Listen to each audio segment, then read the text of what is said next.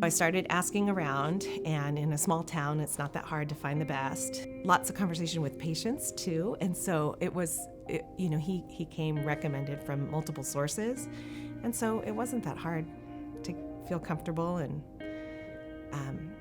get over my previous trauma. I felt comfortable right away because he's very kind, and his staff are very kind.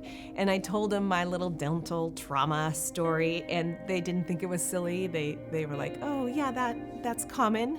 People have things that happen when they're young, and then they need a little more TLC to get through the process." We talked about what I didn't like about the current bridge, and then we talked about what we could do about it. And he could see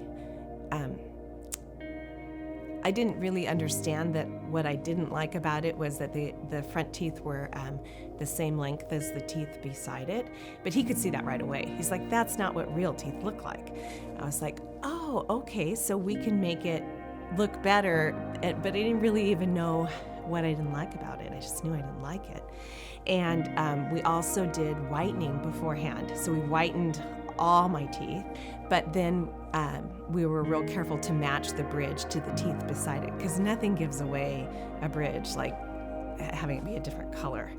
So color is super important, and so that's how he figured that out. We whitened beforehand, and then we went to the lab a couple of times to make sure we got the perfect color. His heart is in it as well as his skills, which is a hard combination to sometimes come up with.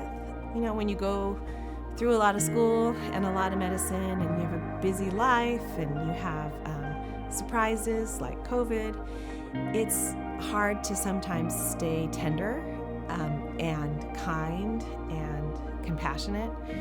And he always seems to have a smile on his face, and he took all the things into account, the past, the goals, and and the things I couldn't see also, and then put it together to make me happier than I imagined. And I don't even think about my teeth anymore. It's silly. Probably I noticed that I didn't like my teeth because of selfies. Now that sounds really ridiculous too, but I hardly ever do a selfie, but I have young daughters, and they'll put it up, and now when I look at selfies, I'm like, oh, good teeth.